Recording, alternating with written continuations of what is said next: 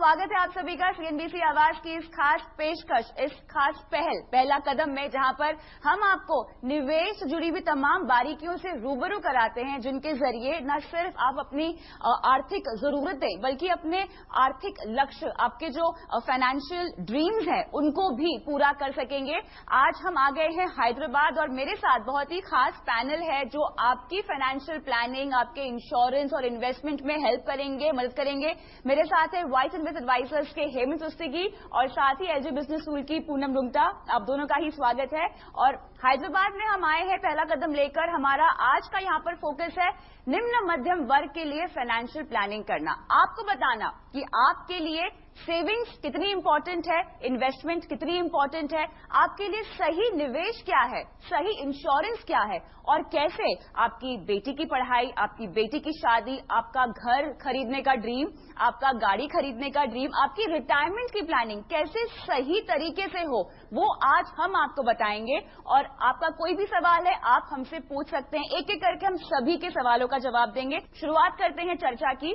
सबसे पहले मैं चाहती हूं कि आप दर्शकों को ये समझाएं कि सेविंग्स क्या होती है और इन्वेस्टमेंट क्या होता है, क्योंकि अक्सर हम देखते हैं कि सैलरी हम सबको मिलती है तो हम लोग क्या करते हैं, सेविंग्स अकाउंट में तो सैलरी जा रही है ना, जितना भी खर्चा हो रहा है हम सेविंग्स अकाउंट से निकाल रहे हैं और हमें लगता है कि बाकी बचे हुए पैसे हमारे इन्वेस्ट हो रहे हैं, हमारे सेव हो रहे हैं, हमारे जमा हो रहे हैं। लेकिन ये कितना गलत है, हेमंत जी पहले ये बताइए। बिल्कुल ठीक कविता, इसके दो हिस्से हैं। हमने कहा, हमने सेविंग की बात की, हमने इन्वेस्टमेंट की बात की। पहला आपको फोकस कहां पे करना है कि बचत कितनी कर रहे हो। बचत तो कर रहे हो, क्या वो बराबर से कर रहे हो? हमने क्या देखा, हमारी जो इनकम आती है हम लोग क्या करते हैं, खर्चा करना शुरू कर देते हैं। इनफैक्ट कमाई से पहले खर्चा पहले पता होता है कहां पे खर्चा करना है। बिल्कुल, लंबी लिस्ट, सैलरी आते ही हम सबकी लंबी लिस्ट होती है, अच्छा ये महीने ये भी खरीदना है, इसकी फीस देनी है, यहां पर जाना है, लेकिन उस लिस्ट को भी कंट्रोल करना बहुत जरूरी है। बिल्कुल, और हमें ये पता नहीं है कि हम किस पे कितना खर्चा कर रहे हैं। हमको ये मालूम है इनकम है वो तो फिक्स है, हर महीने उतना इनकम आने वाली है, खर्चा कितना है हर महीने बढ़ता जाता है। तो हमको ये समझ में नहीं आता इतना पैसा बढ़ कैसे रहा है। तो 20 तारीख को 22 तारीख को तनख्वाह पैसा जो होता है वो खत्म हो जाता है, फिर हम इंतजार करते हैं अगले महीने का पैसा आने का, और ये हमेशा स्ट्रगल हमारा चलता रहता है। इंपॉर्टेंट चीज क्या है हमारे लिए, हमें एक इसका बजट बनाना चाहिए। ठीक है, बजट का मतलब क्या हुआ, हमें कहीं लिखना चाहिए कि हम किसमें क्या खर्चा कर रहे हैं। जब आप वो लिस्ट बनाओगे, आप उस लिस्ट को देखोगे, आपको लगेगा ये जो खर्चा है ये फजूल खर्चा है, इसको मैं कम करूं तो थोड़ा मुझे पैसा बचेगा। तो पहली आप शुरुआत वहां से कीजिए, उससे आपको पता चलेगा कि आप बचत कर रहे हो कि नहीं कर रहे हो। और इन्वेस्टमेंट की जो बात है, फिर आपको इन्वेस्टमेंट का सोचना है, पहले बचत करना है। बचत ऐसा नहीं होनी चाहिए कि जितनी हो गई उतनी अच्छी है। हमेशा आपके पास ये अपॉर्चुनिटी रहेगी कि जितना आपने बचाया है उससे ज्यादा बचा सकते हो। काफी बार हमको क्या लगता है हमारी इनकम कम है, इसमें क्या बचाएंगे, ऐसा नहीं है। देखिए, इनकम बढ़ाने का या इन्वेस्टमेंट करने का दो तरीका है, एक तो हमारी इनकम बढ़ जाए या हमारे खर्चे कम हो जाए। अब इनकम बढ़ना तो हमारे हाथ में है नहीं और इतना आसान नहीं है, ऐसा नहीं कि आज सोचें कल से हो जाएगा। खर्चा कम करना हमारे हाथ में है। तो सबसे पहले आपका फोकस होना चाहिए किस तरीके से खर्चा कम करके थोड़ा पैसा बचाएं, फिर उसके बाद इन्वेस्टमेंट के बारे में सोचें। बिल्कुल, तो जैसे ही सैलरी आती है, अगली बार से आपको ये करना है, सैलरी आते ही अपने लिए एक लिस्ट बना लीजिए कि हमारे महीने के ये जरूरी खर्चे हैं, इस पर हम कॉम्प्रोमाइज नहीं कर सकते। ये जो खर्चे हैं ये तो करने ही हैं, आपके बच्चों की स्कूल की फीस हो गई, तमाम जरूरी खर्चे हो गए जो आपके होंगे।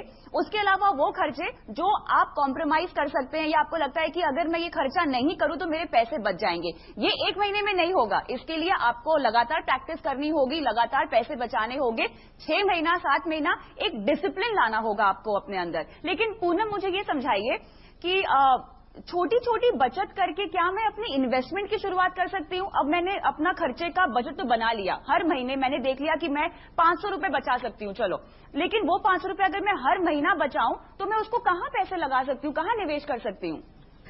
देखिए, बचत तो हम सब करते ही हैं, चाहे किसी भी लेवल के लोग हों, हाई लेवल के लोग होते हैं, मिड लेवल, कोई भी हो, बचत तो हमारे खून में है। हम कुछ न कुछ पैसा हम बचाते हैं। तो हमें पैसे की बचत के साथ साथ कविता, यहाँ इन्वेस्टमेंट के पहले ये सोचना है कि हम हमारी परिवार की बाकी जरूरतों की भी हर हाल में बचत रखें। यहाँ मेरा बचत से मतलब है कि जो भी अपनी कमाई से घर खर्च चल रहे हैं या बच्चों की पढ़ाई चल रही है, वो हमारी कमाई और या हम हो या ना हो, वो हर समय आपके पूरे होते रहे। वो जरूरत को पूरी रखने का भी साथ में हमें ध्यान रखना है। तो हमारी जो बचत यानी पैसे की बचत के साथ फैमिली की जरूरतों की हर जरूरत की बचत करना हर हाल में हमें करना है, जिसके लिए हमें सबसे पहला स्टेप लेना होगा कि हमारी जो बचत शुरुआत के दिनों की बचत है, यानी हमारी जब हम कमाई शुरू करते हैं और परिवार की जिम्मेदारियां जब हम उठाना शुरू करते हैं, तो वो जिम्मेदारियों का एक कैलकुलेशन करके हमें हमारे लिए एक बीमा खरीदना है। बीमा खरीदना सबसे अहम हिस्सा है। वो अगर आपके पास होगा तो आपके मन में ये सुकून रहेगा कि हम हो या ना हो, हमारे परिवार को एक रकम हमेशा मिलेगी जिससे उनकी जरूरतें पूरी होगी।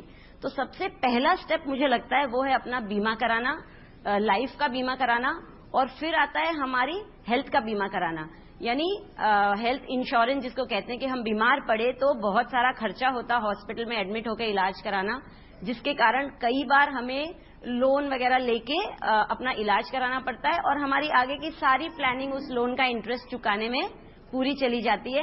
तो धीरे धीरे प्लानिंग इस तरीके की हो जाती है कि हमारी सारी कमाई इंटरेस्ट पेमेंट में चली जाती है और दिमाग से हम टेंशन ले लेके और बीमार होते चले जाते हैं। तो सबसे पहले आपको अपनी लाइफ का बीमा और अपनी हेल्थ का बीमा कराना चाहिए। बिल्कुल, देखिए फाइनेंशियल प्लानिंग का सबसे पहला रूल ये है, अगर आप अकेले कमाने वाले हैं, अगर आपके ऊपर फाइनेंशियली डिपेंडेंट है, तो आपको अपनी लाइफ इंश्योरेंस कराना बहुत ज्यादा जरूरी है, ताकि आपके बाद आपके अपनों को किसी भी तरह की तकलीफ ना हो, कोई प्रॉब्लम नहीं हो।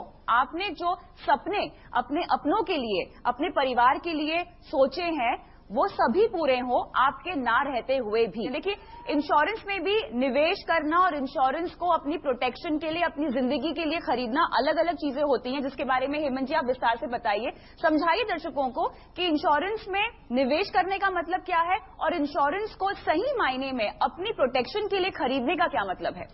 देखिए, अगर हम इंश्योरेंस की बात कर रहे हैं, इंश्योरेंस क्यों जरूरत है? जरूरत इसलिए है, हम जो सपने देखते हैं अपने बच्चों के लिए, अपने आप के लिए, अगर हम रहेंगे तो हम पूरे करेंगे, पूरी जी जान से मेहनत करेंगे, लेकिन हम कल रहेंगे नहीं रहेंगे हमें नहीं मालूम, ऊपर वाला जानता है। अगर ऐसा कुछ हो गया तो हमारे घर के लोग जो हैं, जो हमारे पे डिपेंडेंट है, जो हम पे निर्भर हैं, उनका क्या होगा? उनकी पढ़ाई तो तब भी होनी है, उनका खर्चा फिर भी चलना है, उनको घर फिर भी चाहिए, हम तो नहीं है, तो एक होगा कैसे? उसके लिए आपको बीमा लेना बहुत जरूरी है। और बीमा ऐसा नहीं कि फॉर्मेलिटी के लिए ले लिया, हाँ हमने टिक कर दिया कि मेरा बीमा हो गया। आपकी जरूरत है 25 लाख के इंश्योरेंस की, आपने 2 लाख रुपए की इंश्योरेंस ले ली, अगर भगवान ना करे कुछ हो जाए, फैमिली को जरूरत है 25 साल की, 25 लाख की आपके पास है 2 लाख रुपए, कुछ होगा ही नहीं। तो आपने सोचा हमने ठीक कर दिया, लेकिन कुछ किया नहीं। तो दोनों जरूरतों को, इन्वेस्टमेंट को और इंश्योरेंस को अलग रखिए। इंश्योरेंस का मतलब होता है कि अगर मुझे रिस्क लेना है, जो अगर रिस्क मुझे कवर करना है तो सिर्फ वही कवर करना है, ठीक है? आप सिनेमा देखने जाते हो ना, आप सोच के जाते हो कौन सा सिनेमा देखना है, ऐसा नहीं किसकी टिकट मिल गई वही चले जाएंगे, बराबर है ना? तो आपको मालूम होना चाहिए हम कर क्या रहे। अगर ये बीमा के लिए ले रहे हैं तो बीमा लीजिए, और इन्वेस्टमेंट करनी तो इन्वेस्टमेंट कीजिए, दोनों अलग कीजिए। ऐसी बहुत सारी इंश्योरेंस प्लान हैं जिनको हम टर्म प्लान बोलते हैं, जहां पे बहुत सस्ता प्रीमियम होता है, जितना आप प्रीमियम पे कर रहे हो शायद उससे 10 गुना कम होगा, और आपका जो कवर है वो बहुत ज्यादा मिलेगा, इसको टर्म प्लान बोलते हैं। वैसी इंश्योरेंस लीजिए। इन्वेस्टमेंट करने के लिए बहुत सारी ऑप्शंस हैं, आपने नाम सुना होगा, म्यूचुअल फंड की हम बात करते हैं, म्यूचुअल फंड में डाल सकते हो, ऐसे बहुत सारी ऑप्शंस हैं। आसान तरीका मत देखिए कि चलिए एक ही बार में दोनों काम हो गए, इंश्योरेंस भी मिल गई और इन्वेस्टमेंट भी मिल गई। इससे जरा हटेंगे, जैसा मैंने कहा, जितनी मेहनत कमाई करने के लिए लगाते हो उसका थोड़ा सा समय इसके ऊपर भी लगाओ कि पैसा किस तरीके से इन्वेस्ट किया जाए। बिल्कुल, आपका पैसा आपको कैसे कमा कर दे, इसके बारे में भी आप ही को सोचना है, क्योंकि ये आपकी गाड़ी कमाई है, आप कहीं पर भी निवेश नहीं कर सकते हो। आप चाहते हो कि लंबी ड्यूरेशन में, लॉन्ग ड्यूरेशन में, लंबी अवधि में आपका पैसा आपको कमा कर दे और आपके सारे फाइनेंशियल सपनों को पूरा भी करे, जिसके लिए सही इंश्योरेंस जरूरी है। टर्म प्लान की बात की है यहाँ पर हेमंत जी ने, विस्तार से बताइए कि टर्म प्लान हमें कैसे मिल सकता है और कितने का टर्म कवर हमारा होना चाहिए। अगर मैं 5 लाख ईयरली कमाती हूँ, सालाना कमाती हूँ, उससे ज्यादा का मुझे टर्म प्लान अगर लेना हो तो उसकी कैलकुलेशन कैसे हो, मेरे ऊपर लोन भी है, मेरी बच्चों की पढ़ाई भी है, घर भी खरीदना है, इन सब लक्ष्यों को ध्यान में रखकर क्या मैं टर्म प्लान ले सकती हूँ? हाँ बिल्कुल, टर्म प्लान सबसे पहला जरूरी वो इंश्योरेंस प्लान है जो हर एक को लेना चाहिए। इसका कैलकुलेशन का एक थंब रूल है, यानी एक जनरल रूल है कि आपकी जो भी सालाना कमाई है उसका 20 टाइम 20 टाइम्स उसकी आप उतना आप अपने कवर लीजिए। जैसे कि फॉर एग्जाम्पल अगर आप 2 लाख रुपए सालाना कमाते हैं तो 2 लाख का 20 टाइम्स यानी 40 लाख आपको इंश्योरेंस चाहिए। फिर भी एक एग्जाम्पल के लिए मैं बताऊंगी कि 10 लाख का टर्म कवर अगर लेना हो तो महज 150 से 250 रुपए महीना खर्च करके आप 10 लाख का बीमा खरीद सकते हैं।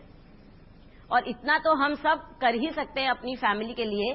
250 रुपया महीना लगा के अगर मैं फैमिली को सिक्योरिटी दे सकती हूँ कि मेरे न होने पे मेरे परिवार को 10 लाख रुपए मिल जाएंगे जिनसे उनकी आगे की जरूरतों को हम पूरा कर सकते हैं, तो इस तरीके का हम एक लो कॉस्ट प्लान लेंगे। मगर इसमें ध्यान रखें कि इसमें आपको जिंदा रहने पर यानी आप पूरे पॉलिसी के टर्म पर आपको अगर कुछ नहीं हुआ तो आपको रिटर्न में कुछ नहीं मिलेगा। और वो टर्म कितने साल का होगा? आपको वो टर्म लेना चाहिए जब तक आप कमाना चाहते हैं, यानी आपकी रिटायरमेंट एज जो आजकल 60 to 65 है। तो यानी अगर आप 30 साल की उम्र के हैं अभी, तो अगले 35 साल के लिए अपने लिए ये कवर खरीदे कि इस 35 साल के दौरान आपको अगर कुछ होता है तो आपके परिवार को 10 लाख रुपए इंश्योरेंस कंपनी तुरंत वापस देगी। तो इतना तो हम अपनी परिवार की फ्यूचर की सिक्योरिटी के लिए जरूर कर सकते हैं। अच्छा, यहाँ पर हम सबकी मेंटालिटी क्या है, अगर हमने लाइफ इंश्योरेंस लिया है तो हमारे बाद एक अच्छा खासा अमाउंट हमारी फैमिली को मिलना चाहिए। टर्म प्लान हम आपको समझा रहे हैं तो आप सब ये सोच रहे होंगे कि अभी अगर मैं 30 साल का हूं तो और 35 साल का मैं टर्म प्लान लूंगा और उसके बाद वो कवर खत्म हो जाएगा, मतलब मुझे कुछ वापस नहीं मिल रहा है। तो यहाँ पर आपको ये समझना है कि 35 साल जब तक आप रिटायर हो रहे हैं उस वक्त तक आपके ऊपर जितनी भी फाइनेंशियल रिस्पॉन्सिबिलिटी है, अगर आप नहीं रहते हैं तो उसके लिए आपको पैसे मिलेंगे। ये कॉन्सेप्ट समझना बहुत जरूरी है। जी जी बिल्कुल। टर्म प्लान बेसिकली एक कवर है जो आपको 65 या 70 तक भी मिल सकता है, 70 की उम्र तक भी मिल सकता है। जब तक आप जीवित हैं, जब तक वो टर्म कवर है, तब तक आपकी फाइनेंशियल रिस्पॉन्सिबिलिटीज वो टर्म प्लान के ऊपर भी है। इसको 20 गुना ज्यादा आपकी एनुअल इनकम का 20 टाइम्स आपको कवर लेना। और जैसा कि बताया पूनम जी ने, आपको लो कॉस्ट टर्म प्लान भी मिल सकता है। इसका चुनाव कैसे करें, मैं कहाँ जाके टर्म प्लान ले सकती हूँ? सभी कंपनियों के टर्म प्लान मिलते हैं। अगर आप थोड़ा बहुत कंप्यूटर जानते हैं या मोबाइल स्मार्टफोन का उपयोग जानते हैं, यहाँ मैं ये भी कहना चाहती हूँ कविता कि सभी को, मतलब मैं ये दिल से चाहती हूँ कि सबको अगर बेसिक एजुकेशन नहीं है तो उसे करनी चाहिए। आगे का जमाना डिजिटलाइजेशन का है। जैसे हमारे मोदी साहब ने कहा है हर चीज मोबाइल के जरिए होगी, तो थोड़ी सी मेहनत करके, थोड़ी इंग्लिश पढ़ाई लिखाई सीख के, क्योंकि सब कुछ मोबाइल में आपको मिल सकता है, तो वो मोबाइल को चलाना सीख लें। और सबसे पहला इन्वेस्टमेंट शायद वो स्मार्टफोन खरीदने के लिए कर सकते हैं। तो उसके जरिए अगर आप एक रिक्वेस्ट डालेंगे या किसी भी इंश्योरेंस कंपनी के ऑफिस में जाकर रिक्वेस्ट करेंगे तो इन्हें कोटेशंस के साथ साथ मदद मिल जाएगी कि किस तरीके से इंश्योरेंस खरीदनी चाहिए। नहीं तो बहुत सारे एजेंट्स होते हैं जो आपको मिल सकते हैं बाजार में, दो दे कैन हेल्प इंश्योरेंस खरीदने में। मगर आप ये सब करना शुरू करें तो मेरी दो स्टेप्स में समझती हूँ। रिक्वेस्ट है सबसे कि पहली बात तो मैंने कहा कि आप मोबाइल का उपयोग करना सीख लें, और दूसरी बात अपने डॉक्यूमेंट्स सारे बनवा लें। कईयों के पास पैन कार्ड नहीं है या आधार कार्ड नहीं है या बैंक अकाउंट नहीं है। ये सब न होने की स्थिति में आप कुछ नहीं कर सकते। तो सबसे पहला जो स्टेप लेना है वो है कि हमें हमारे डॉक्यूमेंट्स बनाने हैं। बिल्कुल, डॉक्यूमेंटेशन की तो बात हुई है, लेकिन साथ ही जब आप टर्म प्लान खरीदते हैं ना, तो आपकी हेल्थ हिस्ट्री, आपकी लाइफस्टाइल, आपकी जो जीवन शैली है उसकी जानकारी देना भी बहुत जरूरी है। हेमंत जी, आई थिंक बिल्कुल इंश्योरेंस हम इसलिए लेते हैं कि अगर हम नहीं रहे तो हमारे जो परिवार के लोग हैं उनको पैसा मिले। तो जो इन्फॉर्मेशन जो मांगते हैं वो इन्फॉर्मेशन बिल्कुल सही दीजिए। कभी कभी क्या हमको लगता है चलिए इनको क्या पता चलेगा, कुछ भी लिख देते हैं, और कभी कभी हमको लगता है नहीं हमें तो कुछ होने वाला तो है नहीं, क्या फर्क पड़ता है, कुछ भी लिख दें। ऐसा मत कीजिए, क्योंकि अगर कुछ हो गया और ऐसा समय आया जबकि पैसा परिवार को मिलना है तो वो गलती की वजह से परिवार को पैसा नहीं मिलेगा। इंपॉर्टेंट चीज है जो भी इन्फॉर्मेशन आपसे मांगी जाए उस फॉर्म के अंदर वो इन्फॉर्मेशन बिल्कुल सही ईमानदारी से दीजिए, ताकि अगर ऐसा कोई अनफॉर्चुनेट इवेंट होता है तो आपके जो परिवार है, जो आप पे डिपेंडेंट है, उनको पूरा पैसा मिले। नहीं तो जो पूरी आपकी मेहनत है, जो आपने प्लानिंग किया, वो सब बेकार हो जाएगी। बिल्कुल। तो यहाँ पर हमने बात की है टर्म प्लान की, जो कि फाइनेंशियल प्लानिंग का सबसे पहला कदम है। लेकिन उसके बाद बारी आती है हेल्थ इंश्योरेंस की, और साथ ही आपके हर लक्ष्य के लिए आपको कैसे पैसे बचाने चाहिए, कैसे निवेश करने चाहिए, इस पर करेंगे हम बात विस्तार से, लेकिन इस ब्रेक के बाद। स्वागत है आपका पहला कदम के इस खास पेशकश में, जहां पर हम पहुंच गए हैं हैदराबाद और हम कर रहे हैं यहां पर निम्न मध्यम वर्ग की फाइनेंशियल प्लानिंग। मेरे साथ हेमंत रुस्तगी और पूनम रुंगटा जुड़े हुए हैं। लेकिन अब बारी आती है इंश्योरेंस को लेकर दर्शकों के सवाल लेने की, और हमारे साथ एक सज्जन है जो अपना सवाल पूछना चाहते हैं। मैडम, ये जो आप इंश्योरेंस जो 10 से 15-35 साल से जो बोले मैडम, उसके लिए हमारे को क्या बोले थे मैडम, जो एक्सीडेंट है या नहीं तो नेचुरल डेथ है, इसका डाउट है कि नेचुरल डेथ हुआ तो मिलेगा या एक्सीडेंट हुआ तो मिलेगा परिवार के लिए, वो यही पूछना है। Very interesting. हेमंत जी, यहाँ पर दो सवाल हैं, दोनों मैं लूंगी आप दोनों से एक एक करके। तो सबसे पहले इन्होंने टर्म प्लान की भी जरूरत समझी है और साथ ही एक्सीडेंटल इंश्योरेंस कवर की भी इन्होंने जरूरत समझी है। दोनों में डिफरेंस क्या है और कैसे ये कवर मिल सकता है? देखिए, बेसिकली टर्म प्लान के अंदर क्या रहता है, आपने मान लीजिए 50 लाख का इंश्योरेंस लिया, तो कोई भी कारण से अगर डेथ हो वो आपको पैसा मिलता है।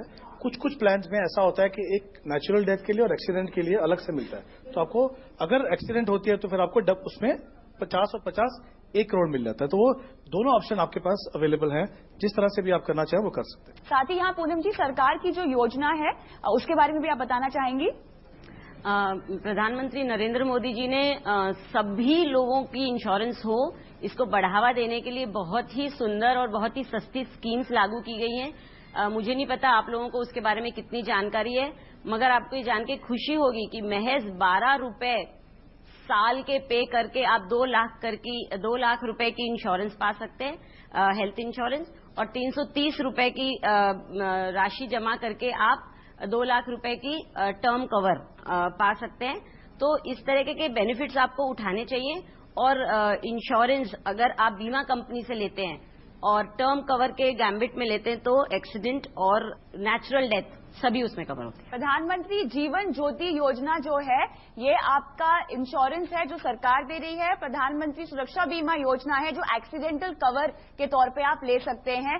12 रुपए का प्रीमियम है एक का, और एक का 330 रुपए सालाना प्रीमियम आपको देना होगा। लेकिन आगे बढ़ते हैं, लाइफ इंश्योरेंस के बाद दूसरा इंश्योरेंस जिसके लिए आपको कवर खरीदना चाहिए वो है हेल्थ इंश्योरेंस। हम देख रहे हैं बीमारियां इतनी ज्यादा बढ़ गई है और महंगाई भी इतनी बढ़ गई है। ऐसे में अगर कोई एक इंसान हॉस्पिटल में एक बार एडमिट हो जाए तो हमारे तो पैसे बहुत निकल जाते हैं। इसलिए जरूरी है कि आपके पास एक सही हेल्थ इंश्योरेंस हो।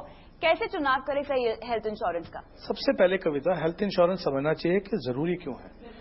जैसा आपने कहा, हमारा लाइफस्टाइल अभी ऐसा है, देख रहे हैं बहुत सारी बीमारियां, हालांकि मेडिकल साइंस काफी अच्छी हो गई है, लेकिन हम ये भी देख रहे हैं कि बहुत सारी बीमारियां हैं। और एक बार अगर हॉस्पिटल में चले गए 2-3 दिन के लिए तो पता चला कि 50,000 से 1 लाख रुपए का बिल आता है। तो जो हम पहले बात कर रहे थे ना बजट की, वो सब बजट हवा हो जाता है फिर, क्योंकि हमने इतना कुछ प्लान किया, सब कुछ किया, सडनली जाके हॉस्पिटल के अंदर 50,000 1 लाख रुपए खर्चा कर दिया तो बोले जितनी सेविंग की थी वो तो वहां निकल गई। इसके लिए हेल्थ इंश्योरेंस बहुत जरूरी है। मतलब मैं इनफैक्ट ये बोलना चाहूंगा कि जैसे हम फाइनेंशियल प्लानिंग की बात कर रहे हैं ना, उससे पहले एक रिस्क मैनेजमेंट होता है कि भाई जो भी मेरी रिस्क है, मुझे जो रिस्क है, मुझे क्या रिस्क है, मेरी लाइफ को रिस्क है, हमने लाइफ इंश्योरेंस कवर ले ली, मेरी सेहत को रिस्क है, मैंने हेल्थ इंश्योरेंस ले ली। और तीसरा एक होता है, एक छोटा सा फंड बनाइए जिसको हम इमरजेंसी फंड बोलते हैं। मतलब क्या हुआ, सडनली बच्चे अगर स्कूल जा रहे हैं, स्कूल वालों ने बोला कि 10,000 रुपए जमा करने हैं, हमने कुछ किया नहीं उसके लिए, तो हम क्या बोलेंगे, वो जो इन्वेस्टमेंट किया वहां से निकाल दीजिए। तो कुछ भी इमरजेंसी आए फाइनेंशियल, उसके लिए बनाइए। हेल्थ इंश्योरेंस का जहां तक सवाल है, जैसा हमने कहा कि जरूरी इसलिए है कि बहुत महंगा हो गया है इलाज करना, और पर्याप्त मात्रा में लीजिए। ऐसा नहीं है जैसे हमने पहले इंश्योरेंस की बात की, आपको चाहिए 25 लाख का, आपने ले लिया 5 लाख का, कुछ फायदा नहीं है। आपकी अगर फैमिली में कितने लोग हैं, देखिए 2 चीजें देखनी है आपको, फैमिली में कितने लोग हैं और कौन कौन है। अगर बुजुर्ग लोग हैं, मतलब जो बड़ी उम्र के लोग हैं, उनकी पॉलिसी आपको अलग अलग लेनी है। और अगर यंग लोग हैं, जवान फैमिली है, छोटे बच्चे हैं, तो एक फैमिली फ्लोटर प्लान रहती है, सबका इकट्ठा मिला के 3 या 5 लाख, डिपेंड करता है आपको कितना सही पड़ेगा, उसके हिसाब से एक प्लान ले लीजिए। तो ये 2 प्लान आपको लेना है। अब मुझे ये बताइए, चुनाव कैसे करें पूनम? इतने सारे हेल्थ इंश्योरेंस प्लान हैं बाजार में, आपके लिए कौन सा सही है, आपको समझ कैसे आएगा?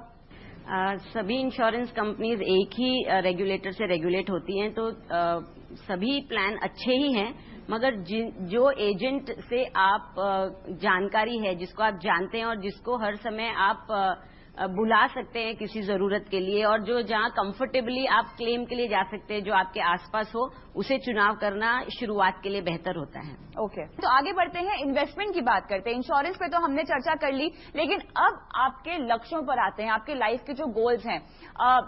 क्या क्या गोल्स हैं आप सबके लाइफ के, मुझे बताइए। आपके बच्चों की पढ़ाई लिखाई, बेटी की शादी, तो चलिए बेटी की पढ़ाई, बच्चों की पढ़ाई से शुरुआत करते हैं। सबसे अहम गोल है सभी की लाइफ का कि हमारे बच्चे अच्छे से पढ़ लिख जाएं, अपने पैरों पे खड़े हो जाएं और अपना भविष्य खुद बनाएं। हेमंत जी, कैसे प्लानिंग करें इसके लिए? हमने रिटायरमेंट की बात की या कोई भी लक्ष्य है, जैसे हमने बात की बच्चों की पढ़ाई के लिए बात की।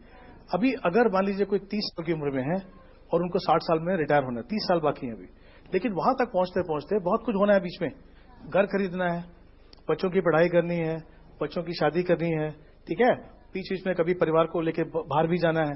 तो ये सारे लक्ष्य हैं हमारे। इन लक्ष्यों को पूरा करने के लिए क्या करना पड़ेगा? प्लानिंग करना पड़ेगा। उन सब के लिए पैसा चाहिए। पैसा कहां से आएगा? पैसा तो लिमिटेड है जो हमारे पास इनकम है, तो ये पैसा बनेगा कैसे? पैसा, जैसे हमने पहले बात की थी शुरू में, सेविंग और इन्वेस्टमेंट, यहां पे फर्क समझ में आता है। सेविंग होता है सिर्फ पैसा डालना, इन्वेस्टमेंट होता है उस तरीके से पैसा डालना कि ताकि वो अच्छी तरीके से ग्रो करके जो भी हमारे लक्ष्य हैं लाइफ के वो पूरे कर सके। हम यहाँ पर आप ही का एग्जाम्पल लेते हैं। आपके बच्चे की पढ़ाई के लिए आपको पैसे जोड़ने हैं, है ना? क्या उम्र है आपके बच्चों की? 10 साल है ना? तो मतलब आप लगा लो और 10 साल आपका बच्चा पढ़ाई करेगा, है ना? कितना पैसा इकट्ठा करना उसकी पढ़ाई के लिए, कुछ सोचा है? नहीं। तो ये आपको सोचना बहुत जरूरी है। इसी गोल प्लानिंग इसी को बोलते हैं कि आपको पता होना चाहिए कितना पैसा इकट्ठा करना है सबसे पहले। इनका जो बच्चा है वो 10 साल का है, हम और 10 साल का समय पकड़ते हैं, तो इनको कैसे लक्ष्य डिसाइड करना होगा, कैसे डिसाइड करें अपना गोल? देखिए, बच्चा अभी 10 साल का है, ये तो बोलना बहुत मुश्किल है कि बच्चा बड़ा के क्या बनना चाहेगा, शायद इस स्टेज पे मुश्किल है। लेकिन हमको ये मालूम है कि पैसा लगेगा। मान लीजिए आज जो आप एजुकेशन देना चाहते हो बच्चे को, आज उसकी लागत जो है 10 लाख रुपया मान लीजिए। जब तक उनका समय आएगा आपको पैसा देने के लिए, वो बढ़ के 20 लाख हो जाएगा। तो अगर आप इन्वेस्टमेंट करते हो 10 लाख बनाने के लिए, तो आपके पास 10 लाख की कमी आएगी। तो पहले जैसे मैंने कहा ना, आपने समय देख लिया, कितना पैसा लगेगा वो देख लिया। अब ये बताइए कि 20 लाख जमा करने के लिए बैंक डिपॉजिट से तो आएगा नहीं, सेविंग बैंक में डालने से तो आएगा नहीं, कहीं ना कहीं ऐसा डालना पड़ेगा जहां 10 या 12 या उससे ज्यादा रिटर्न मिले। आधा चीज इंपॉर्टेंट है कि आप इन्वेस्ट करना शुरू करो, पैसा डालना शुरू करो। वो किधर डालना है वो बात की बात है। कम से कम आपको ये पता होना चाहिए, वो डिसिप्लिन आना चाहिए। जैसे आपकी जब कमाई आती है ना, आपको पता है 8,000 रुपये आ रही है, वहां पे कुछ गड़बड़ नहीं होती, आपको पूरा मालूम है, बराबर है। खर्चा करते हैं तो समझ में नहीं आता किधर जा रहा है, उधर हम ध्यान नहीं देते। अभी आपको अगर बैंक का नहीं पता, क्या करना है वो नहीं पता, लेकिन अपने को ये पता है कि किधर पगार ज्यादा मिल सकती है, इधर भी ध्यान दीजिए। जितना उधर ध्यान देते हो उतना यहाँ पे ध्यान दीजिए। सबसे पहले जैसा हमने कहा आपको, एक रेकरिंग डिपॉजिट RD अकाउंट शुरू कर दो। आप समझ लीजिए एक साल के अंदर वो जो पैसा अगर आप खर्चा नहीं करोगे तो वो 6,000 से 6,500 रुपये हो जाएगा। 2-3 साल में इन्वेस्ट करोगे तो 20,000 रुपये बन जाएगा। तो अगर 20,000 की रकम आपके पास बन जाएगी तो आपको ये टेंशन नहीं रहेगी कि कल मुझे अगर 2,000 रुपये चाहिए तो मैं कहां से जाके लूं। ये पहली शुरुआत कीजिए, पहला कदम लीजिए, ताकि आप सही दिशा में जाएं। और इसके बाद जो जानकारी आपको चाहिए, म्यूचुअल फंड क्या है, बाकी सब क्या, वो आ जाएगा धीरे धीरे। जब आप इन्वेस्ट करना शुरू करोगे ना तो आपको समझ में आएगा। तो पहले तो आप ये निर्धारित कीजिए कि आपके पास हर महीने पैसे आ रहे हैं, उसमें से आपके खर्चे कौन कौन से हैं और कितना पैसा हाथ में आ रहा है वो देखिए, उसके मुताबिक आप इन्वेस्टमेंट शुरू कीजिए। लेकिन यहाँ पर हमें रुकना होगा एक छोटे से ब्रेक के लिए, क्योंकि ब्रेक के बाद हम, अब ये तो एक ही लक्ष्य पे बात की हमने, लेकिन और भी कई सारे लक्ष्य जिन पर हमें बात करनी है। बेटी की पढ़ाई के लिए क्या क्या खास सुविधाएं हैं, क्या क्या खास योजनाएं हैं, इस पर करेंगे हम बात विस्तार से इस ब्रेक के बाद। स्वागत है आपका पहला कदम की इस खास पेशकश में एक बार फिर से, और हम बात कर रहे हैं यहाँ हैदराबाद की जनता से। उन्हें दे रहे हैं इन्वेस्टमेंट टिप्स, उनको बता रहे हैं कैसे अपने बच्चों की पढ़ाई का लक्ष्य वो पूरा कर सकते हैं। हमारे साथ एक और महिलाएं सवाल पूछना चाहती हैं। मैं सिंगल पेरेंट हूँ। अच्छा, हमारा आदमी गुजर जाके 5 साल हुआ।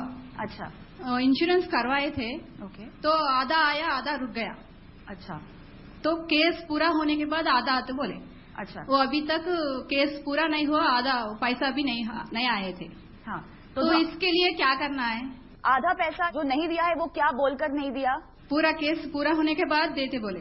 कौन सी इंश्योरेंस कंपनी है? LIC है ये, लेकिन इंडियन। कोई रीजन बताया कि आधा पैसा क्यों दिया? तो एक्सीडेंट केस है।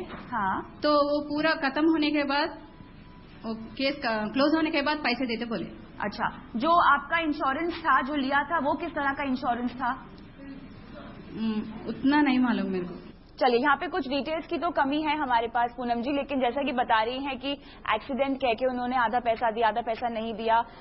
अभी तक उन्होंने आधा पैसा दे दिया है ना, आधा पैसा ही दिया है केस के बावजूद भी, तो इनकी हम हेल्प कैसे कर सकते हैं यहाँ पर? देखिए, ये अगेन एक एग्जाम्पल है ये जानने के लिए कि जब भी कोई बीमा खरीदे तो बीमा खरीदने के पहले जो एक फॉर्म होता है उसमें सारी इन्फॉर्मेशन एकदम करेक्ट होनी चाहिए। हाँ।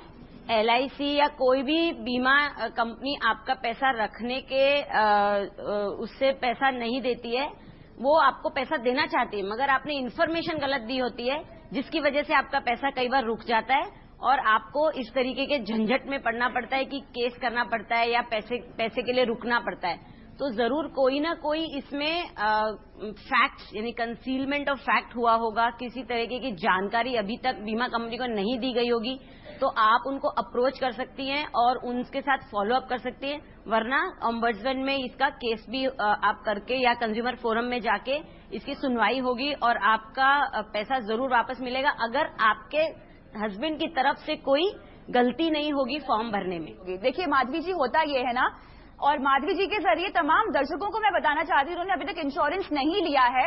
जब कभी इंश्योरेंस ले तो अपनी डिटेल्स, अपनी हेल्थ हिस्ट्री, अपनी फैमिली की जानकारी सही दे, क्योंकि आपके नहीं रहने पर कई बार इंश्योरेंस रिजेक्ट हो जाता है, आपके परिवार को पैसे या तो नहीं मिलते हैं, अगर मिलते हैं तो आधे मिलते हैं। क्यों आधे मिलते हैं? क्योंकि जिसने पॉलिसी ली थी उसने अपनी डिटेल्स सही नहीं दी थी। माधवी जी, यहाँ पर हमारे पास पॉलिसी की डिटेल्स नहीं है, जितना आप बता रही हैं हमें वही समझ में आ रहा है।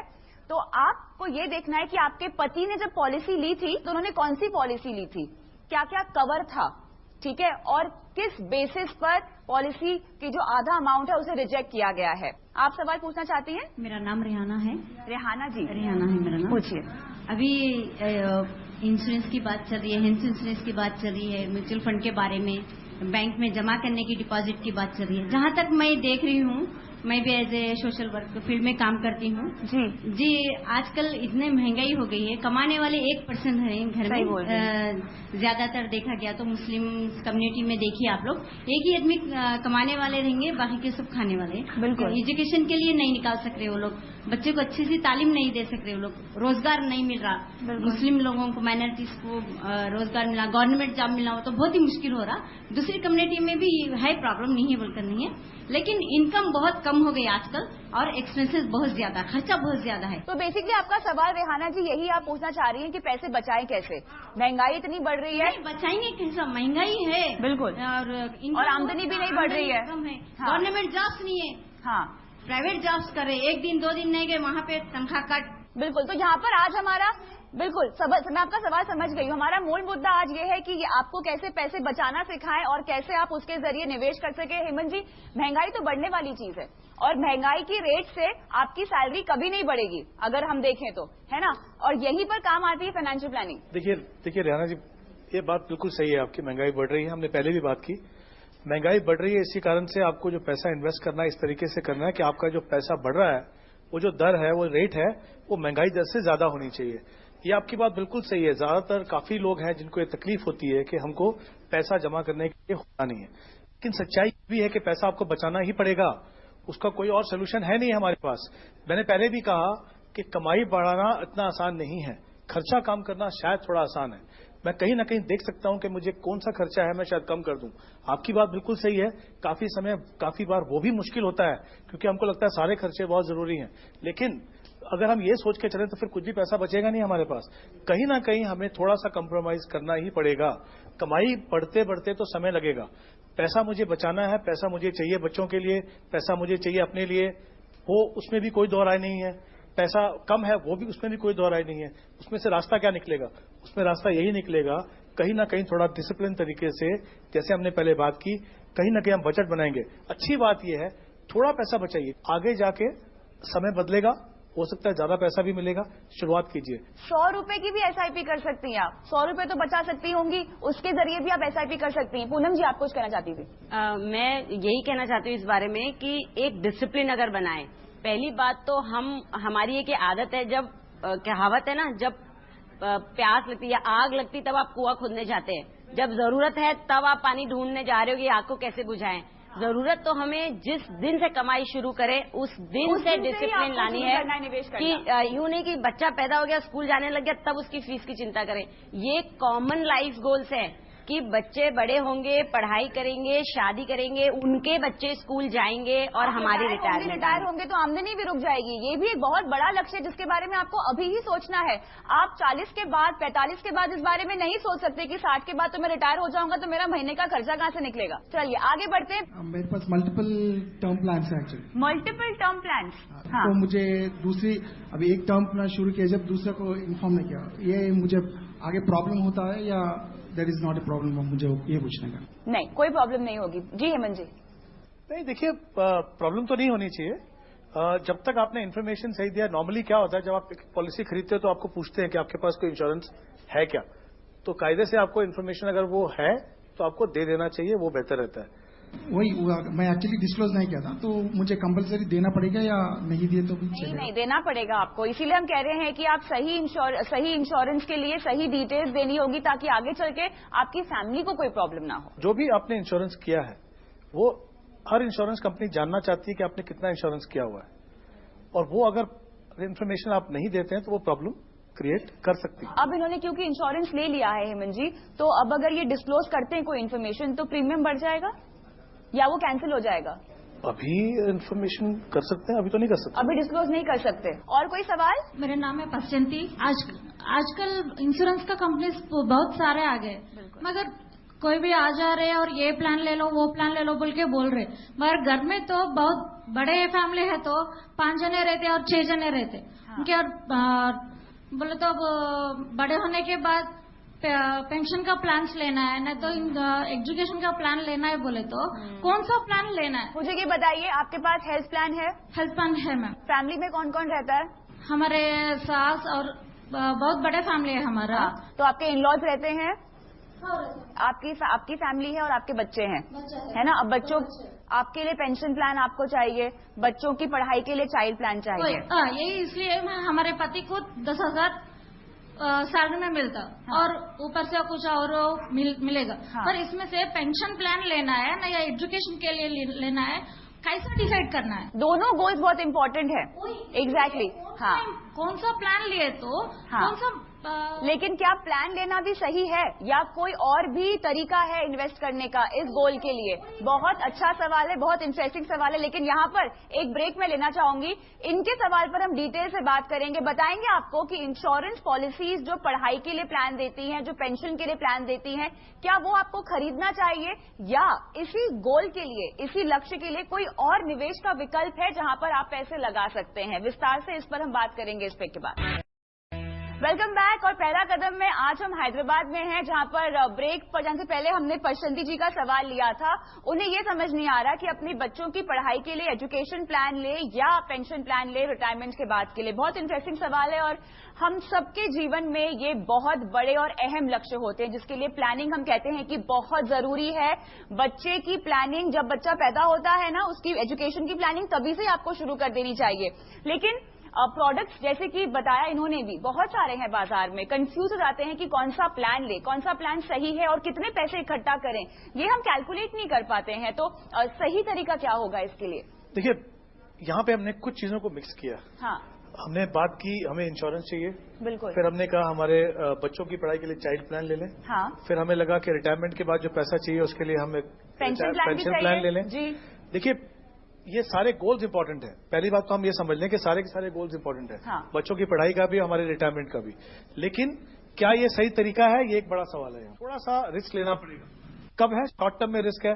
लॉन्ग टर्म के अंदर जब पैसा आप लगाते हैं तो अच्छा खासा रिटर्न आपको मिलता है। तो जैसा मैंने पहले कहा, आसान तरीका मत ढूंढिए।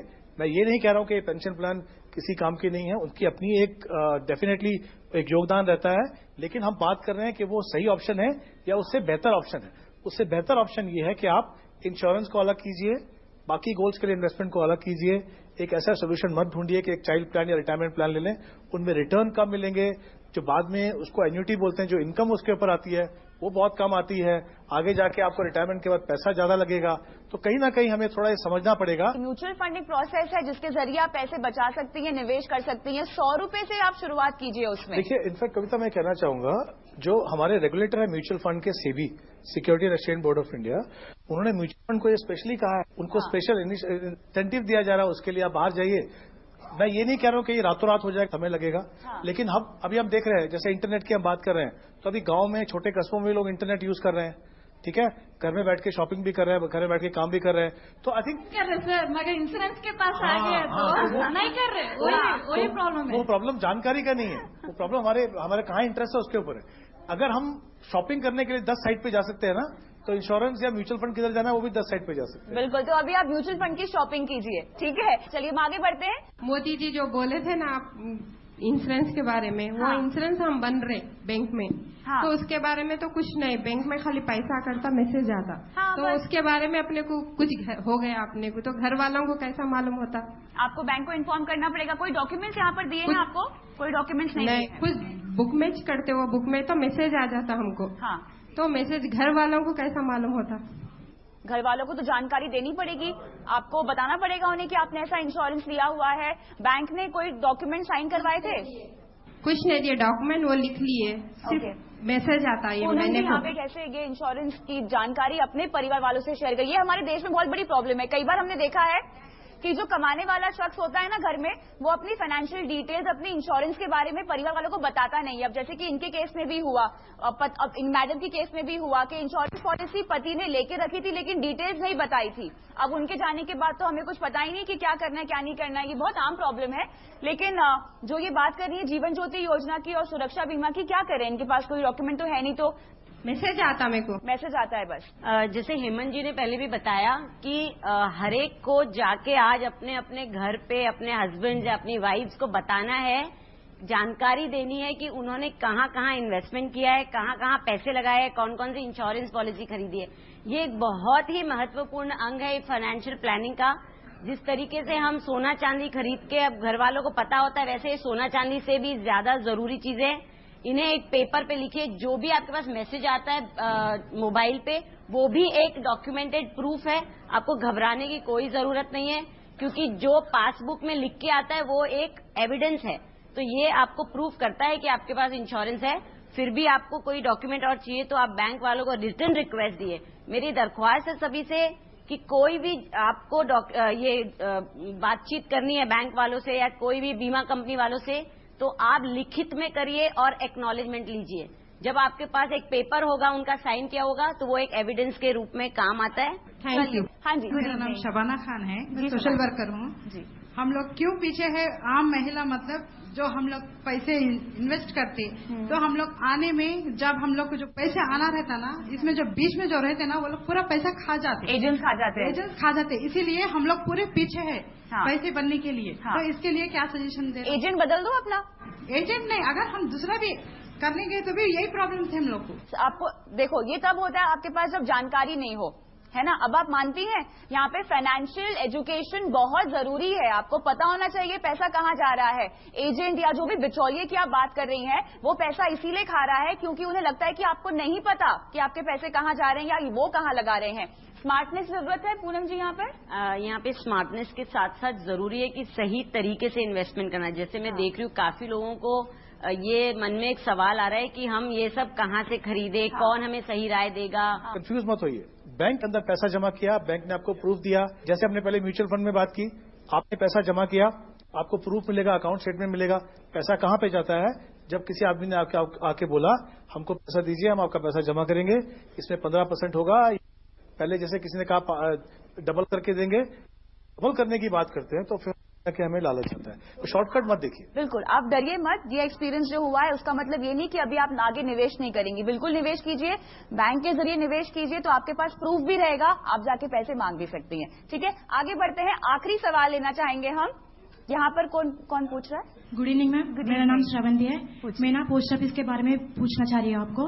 ये बच्चों रहते ना मैम, मेरे को 2 बच्चे हैं।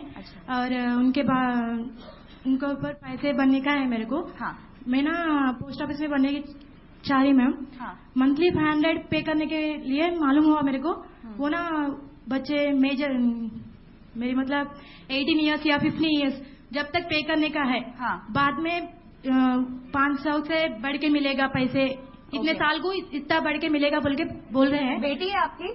2 है, 2 बेटा है और बेटी भी है। ठीक है, मैं बनना चाह रही, अगर बने तो उससे बेनिफिट है या नहीं है? हाँ, 500 जानना चाह रही हूँ। 500 रुपीज एवरी मंथ। जी। ठीक है पूनम जी, पोस्ट ऑफिस के जरिए बच्चों के भविष्य के लिए पैसे जोड़ें, या आपको लगता है कि और भी विकल्प है? सुकन्या समृद्धि ये ले सकती हैं अपनी बेटी के लिए? अगर इनकी बेटी 10 साल से छोटी है तो ये सुकन्या समृद्धि। बेटी की उम्र क्या है? मेरी बेटी का है 4 साल है, मेरे बच्चा का है 6 साल है। हाँ, तो आप अपनी बेटी के लिए पोस्ट ऑफिस में सुकन्या समृद्धि करके एक प्लान है जो सिर्फ बेटियों को दिया जाता है, और उसमें जो रेट ऑफ रिटर्न है, इंटरेस्ट काफी अच्छा है बाकी चीजों से, तो आप उसमें शुरुआत करिए। उसमें भी आप 500 रुपए महीने से आप उसमें इन्वेस्टमेंट कर सकते हैं, और बीच में अगर कभी ज्यादा पैसे आ गए कोई महीने तो वो भी आप ज्यादा भी बढ़ा के भी डाल सकते हैं। और बेटे के लिए भी आप पोस्ट ऑफिस की स्कीम ले सकते हैं, उसमें आपको कोई टेंशन कोई रिस्क नहीं है।